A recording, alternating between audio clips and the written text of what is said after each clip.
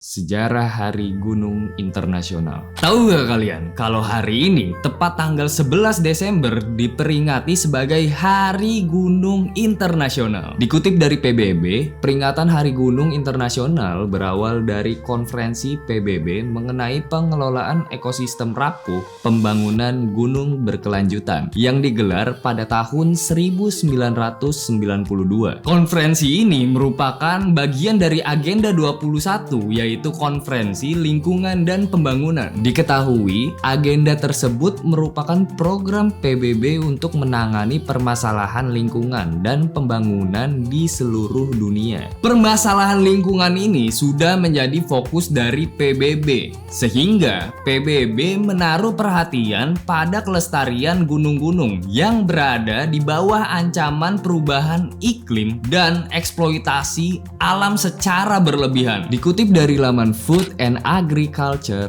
Organization of the United Nations atau disingkat FAO, sekitar 27% dari daratan di bumi merupakan pegunungan dan hampir 15% populasi manusia di dunia tinggal di pegunungan. Selain itu juga, gunung merupakan rumah berbagai macam tanaman dan hewan-hewan juga, yang dimana kita harus jaga kelestariannya. Namun sayangnya, akibat dari perubahan iklim yang sangat ekstrim membuat rumah jutaan makhluk ini terkena dampaknya juga. Ketika iklim global terus meningkat, setengah biodiversitas dunia yang ada di gunung menghadapi perjuangan besar untuk bertahan hidup. Gletser gunung yang mencair dalam tingkat rawan memengaruhi pasokan air bagi jutaan manusia juga. Banyak kehidupan yang bergantung pada gunung mengalami ancaman yang besar. Nah, menurut gua, isu ini adalah masalah yang sangat besar yang harus disadari oleh seluruh manusia yang ada di dunia tanpa terkecuali. Dan solusinya adalah peran aktif dari manusia seluruh dunia dalam pelestarian gunung. Karena hal ini juga, makanya PBB merasa perlu untuk meresmikan Hari Gunung Internasional. Lalu PBB melihat perhatian masyarakat terhadap gunung itu meningkat. Pada tahun 2002, PBB menyatakan tahun tersebut sebagai Tahun Gunung Internasional. Lalu kemudian di tahun 2003, PBB akhirnya meresmikan Hari Gunung Internasional itu jatuh pada tanggal 11 Desember. Sumber kehidupan bagi jutaan makhluk. Siapa nih yang pernah honeymoon ke gunung? Atau nanjak bareng sama teman-teman kalian untuk nikmatin keindahan ciptaan Yang Maha Esa ini? Kalian tahu gak? Kalau gunung itu nggak hanya indah untuk dinikmatin aja atau menjadi tempat pariwisata bagi manusia. Banyak sekali manfaat yang kita dapat dari adanya gunung ini. Banyak makanan yang hanya bisa ditanam di dataran tinggi dengan suhu tertentu. Contohnya jagung, kentang, barley, sorghum, quinoa, tomat, dan apel. 6 dari 20 spesies tanaman yang memasok sebagian besar makanan dunia berasal dari pegunungan. Duh, kalian ngebayangin gak tuh? Kalau nggak bisa bakar-bakaran jagung lagi di puncak, atau kalau nggak ada gunung, mungkin nggak ada yang flexing-flexing iPhone lagi karena apel pun akan hilang. Banyak makanan bernilai tinggi juga yang diproduksi oleh masyarakat pegunungan seperti kopi, kakao, dan rempah-rempah. Hal ini juga yang meningkatkan mata pencaharian dan meningkatkan perekonomian lokal seperti yang dilansir dari laman WeForum. Aduh, nggak kebayang deh kalau nggak ada kopi pas mau kerja atau pas begadang mau nonton Piala Dunia. Ya, yang ada ngantuk duluan kita. Begadang jangan begadang, kalau tiada artinya.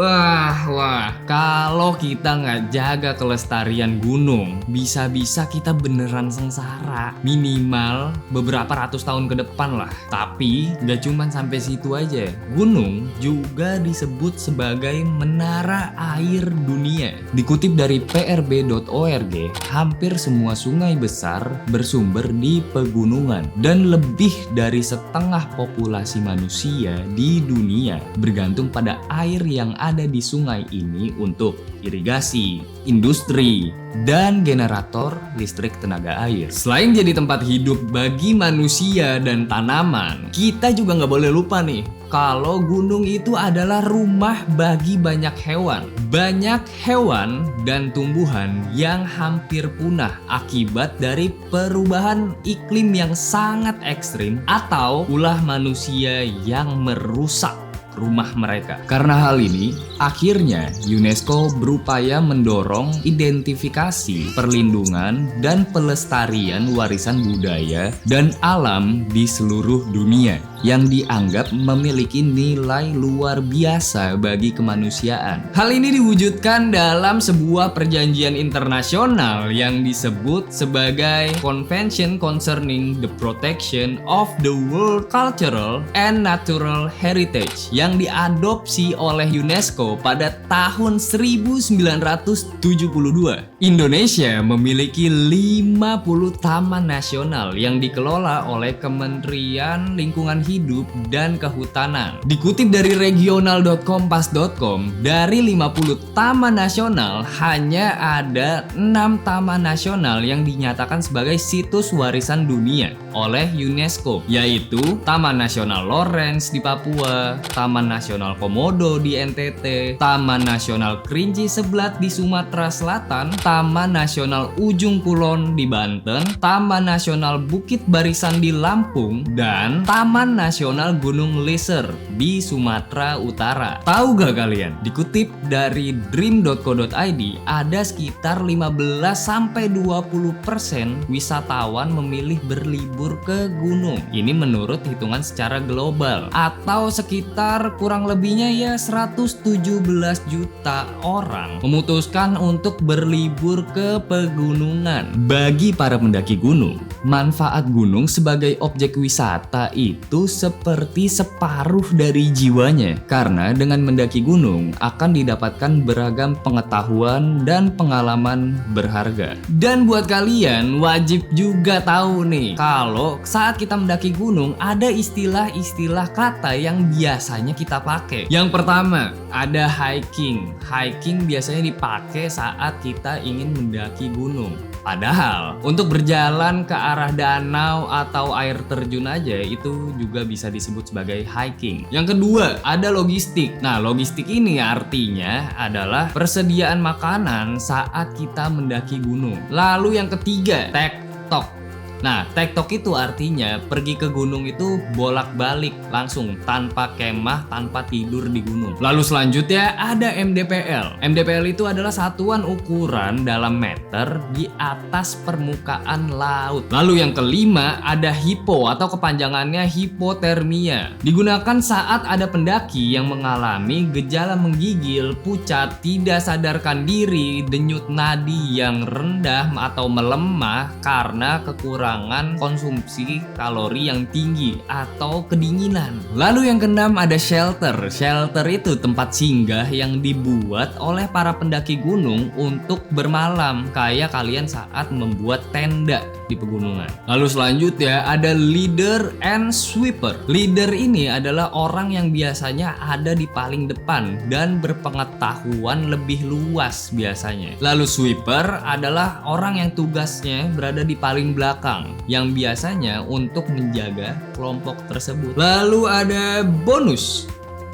Bukan bonus itu, bukan. Jadi bonus itu adalah trek yang dilalui pendaki itu tidak ada banyak tanjakan. Lalu yang bisa dibilang bonus juga adalah trek-trek yang landai. Lalu yang terakhir ada di nomor 9, yaitu ranjau. Ranjau adalah istilah kata yang dipakai oleh pendaki gunung yang biasanya mengacu kepada kotoran manusia. Wah, makin terbuka dong wawasan kita tentang gunung ini. Selain menjadi sumber mata pencaharian dan menjadi pariwisata, gunung ini merupakan bagian dari leluhur yang dianggap oleh masyarakat adat yang harus dijaga. Banyak daerah pegunungan yang masih menampung masyarakat adat kuno yang memiliki dan memelihara pengetahuan, tradisi, serta bahasa yang berharga. Mereka telah mengembangkan sistem penggunaan lahan yang luas luar biasa dan memiliki pengetahuan dan strategi yang diturunkan secara generasi ke generasi tentang bagaimana caranya beradaptasi terhadap variabilitas iklim. Namun sayangnya, kehidupan di gunung yang jauh dari fasilitas perkotaan kadang menyulitkan bagi para kaum muda pedesaan, sehingga gak sedikit dari mereka yang memilih pergi merantau ke kota dan meninggalkan daerahnya. Hal ini menyebabkan berkurangnya kaum muda yang menetap di pegunungan, sehingga tenaga kerja di wilayah pegunungan semakin berkurang. Kini hutan di gunung sering mengalami kebakaran karena ulah orang yang gak bertanggung jawab. Ada hal yang gak kalah pentingnya lagi dari pemanfaatan gunung ini loh. Gunung juga bisa dijadikan sebagai objek penelitian karena masih banyak misteri dan manfaat luar biasa yang disimpan oleh gunung. Seperti Gunung Merapi yang ada di perbatasan antara Provinsi Jawa Tengah dan Yogyakarta. Gunung tersebut sering erupsi sehingga sering dijadikan objek penelitian para mahasiswa atau peneliti yang berasal dari luar negeri tentang manfaat gunung setelah erupsi. Ngomong-ngomong soal erupsi yang terjadi di gunung-gunung berapi, gak hanya nyebabin bencana aja ketika gunung berapi erupsi, tapi juga ngebawain berkah yang sangat-sangat melimpah. Beribu-ribu ton material dari dalam perut bumi dikeluarkan ke permukaan yang bisa digunakan untuk banyak keperluan, mulai dari pasir, bebatuan, hingga belerang yang bisa digunakan sebagai bahan baku obat atau pembuatan kosmetik.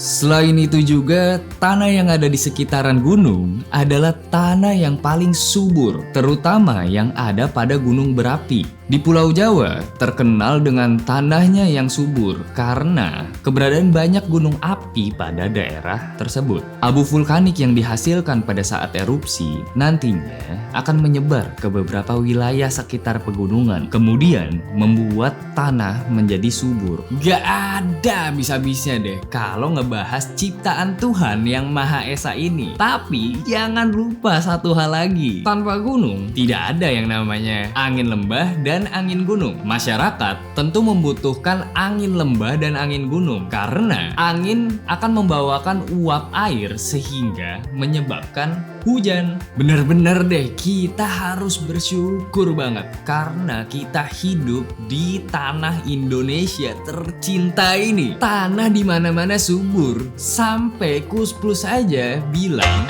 Orang bilang tanah kita tanah surga, tongkat kayu dan batu jadi tanaman.